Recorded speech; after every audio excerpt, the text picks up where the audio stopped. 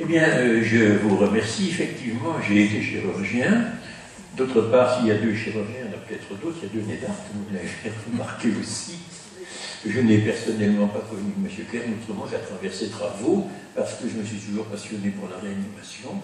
Je ne suis pas de ceux qui ont cultivé ce folklore du couple infernal, le chirurgien, anesthésiste et animateur. Bien au contraire. Je voulais d'abord vous féliciter de la qualité extraordinaire de votre exposé, ce qui ne m'étonne pas, puisque vous nous faites l'honneur de collaborer aux assises de la Société d'histoire de la médecine de Lyon, bien entendu. Je compte d'ailleurs sur vous, je me permets de vous le rappeler, pour nous faire profiter de vos talents et de votre science. Il faut toujours tirer une leçon pratique de ce qui a été dit. Vous nous avez parlé de cette arrivée difficile de l'anesthésie en France, je parle de l'anesthésie moderne, et de la persistance prolongée de cette boule merveilleuse, cette espèce de boule de cristal qui était en cuivre en réalité, qu'on appelait le masque d'Andrédan, qui a donné tant d'avance et tant de retard à l'anesthésie française, il faut bien le dire. Ayant été formé outre-mer, je n'ai jamais connu le masque d'Andrédan. Je n'ai connu que l'anesthésie en circuit fermé, qui avait été mise au point à Alger, adoptée à Alger par le professeur Costantini, comme un des pionniers de la chirurgie thoracique. Donc je n'ai jamais vu faire, comme externe, même que des intubations, des anesthésies en circuit fermé. Je n'ai pas vécu le sort de jeunes collègues à qui, comme ça a été si bien dit, on mettait un appareil dans les mains en disant débrouillez-vous, allez petit, tu peux y aller. Ah oui, alors j'ai connu le docteur Kern,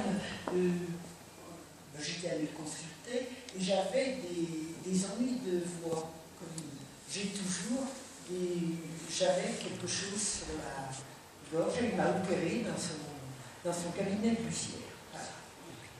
La glande thyroïde. Je ne sais pas comment vous dire. J'ai eu la chance d'avoir un docteur qui est venu à la maison et qui m'a fait raconter l'histoire de Lucière. Moi, je n'ai pas tellement de souvenirs. Je suis sûre. Et j'ai même trouvé le livre de Monsieur Kern chez vous. Vous l'aviez mis. Ah oui, oui. Ah, oui. Docteur Chavalier, puis ça c'est voilà. vrai. Vous êtes venu chez moi, j'ai lu tous les livres du docteur Kern, c'est vrai. Ouais, bien intéressant, bien sûr. D'accord. Alors il y a peut-être Madame...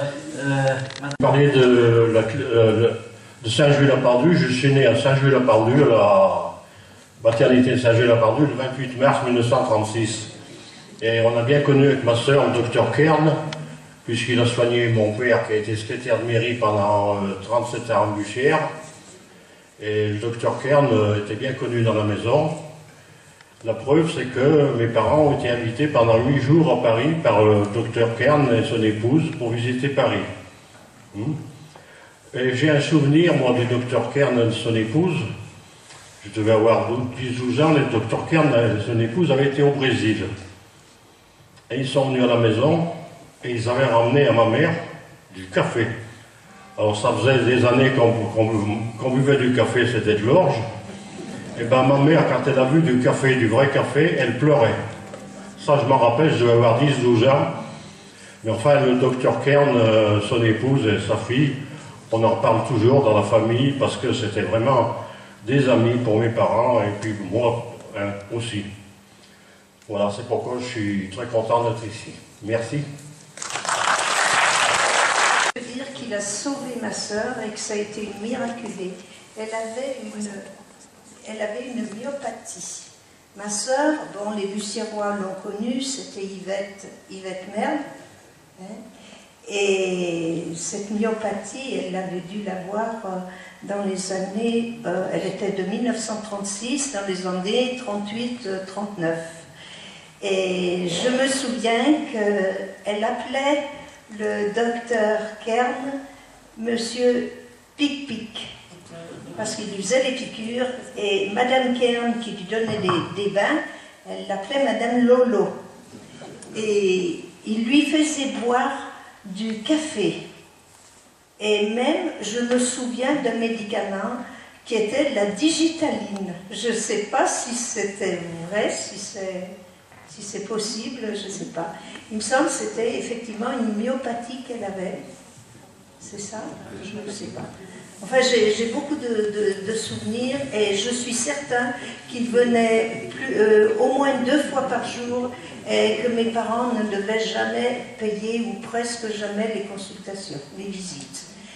D'autant plus qu'on habitait, et Annie doit se souvenir, Annie Kern, on habitait à côté de la pharmacie Palais, la maison qui est juste à côté de la pharmacie Palais, et on jouait ensemble sous la voûte avec Annie et avec beaucoup d'autres juifs, des familles juives qui se sont cachés.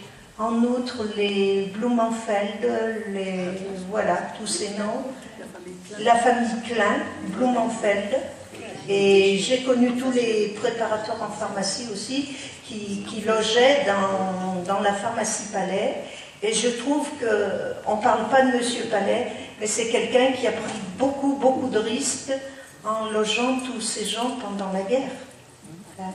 Mais j'ai un très grand souvenir d'une grande natte que portait Annie à l'école.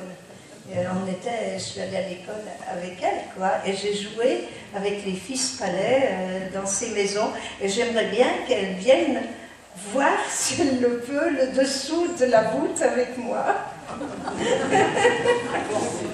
Si c'est pas trop pour elle. Voilà, merci.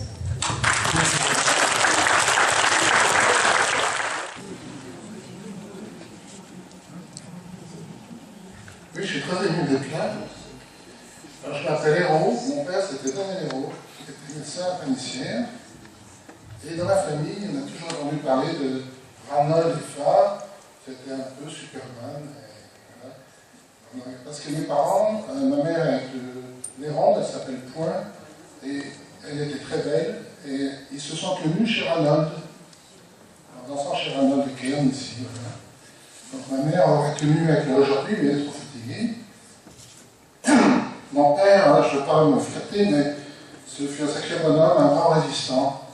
Et la vie de Ranald et de mon père sont liées, elles se rejoignent, elles se complètent, parce que mon père n'était pas politisé, il était dans la médecine, et quand il a découvert que son ami Ranald ne pouvait plus être médecin parce qu'il était juif, là, il a commencé à comprendre ce qui se passait. Donc il est allé à Vichy, ce que vous avez dit, et il s'est aperçu que Pétain était une marionnette, et ce qui est important, c'est tout ce qu'il y avait derrière, et le nazisme.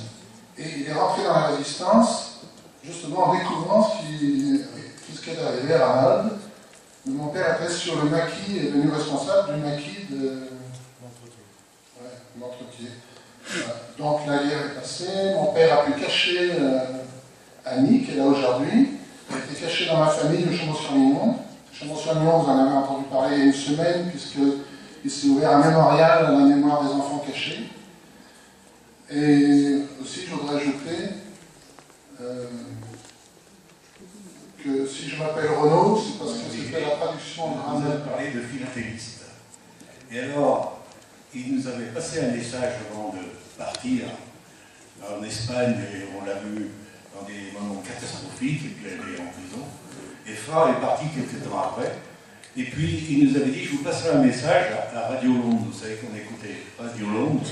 Ici, les Français parlent au français. Et j'ai eu la chance, à Néron, d'écouter sur les ondes courtes. Les philatélistes sont bien arrivés.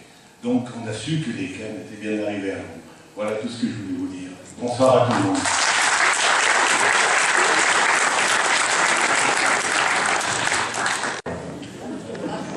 Alors oui, à peu près, on ne peut pas dire, on a tripoté un peu partout, quoi.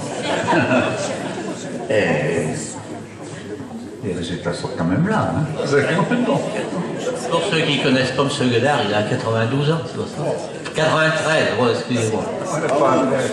Bravo. Alors, on va peut-être demander à M. Suzan de...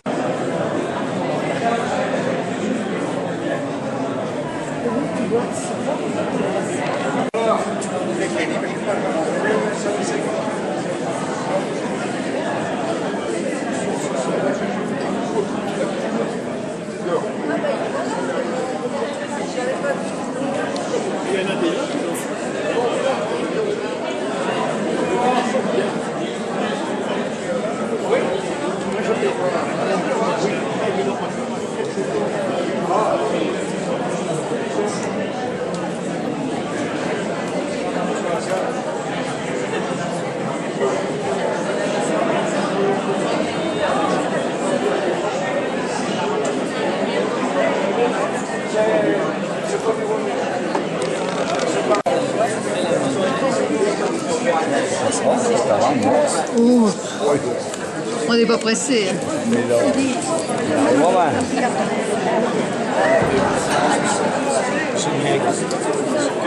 Oui, que je marque.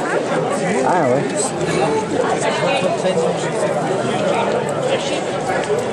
Il a des cassés, non?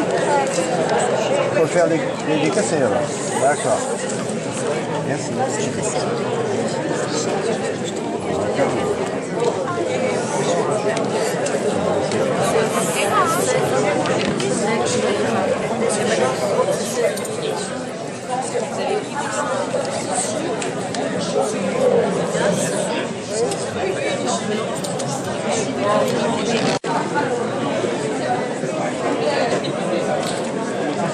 C'est d'écrire. Le comble pour un médecin, c'est de ne pas soigner son écriture, c'est ça? Pas le comble, c'est sur le cas. C'est arrangé. Tu m'en donnes 2, quand tu viendras à la maison, tu les dédicaceras. Hein? Bon, sûr, j'ai le temps. D'accord? Tiens, c'est ça? Sérieusement, oui, c'est ça. D'accord, à bientôt. Allez, c'est pour offrir à ma petite fille, moi qui est médecin. Alors, Cécile.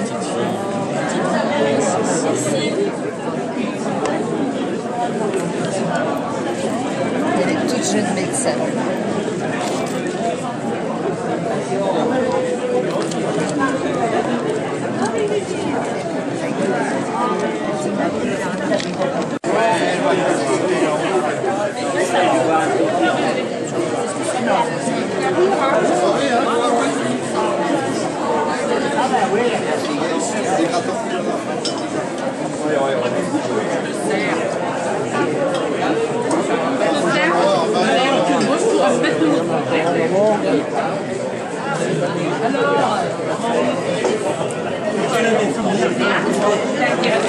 Les vacances.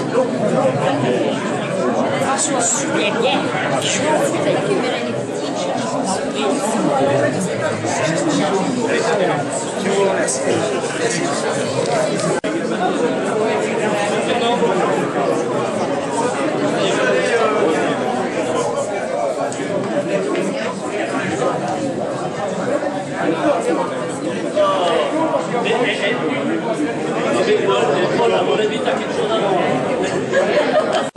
Oui, et puis elle se débrouille bien. C'est quand même un parcours quand même.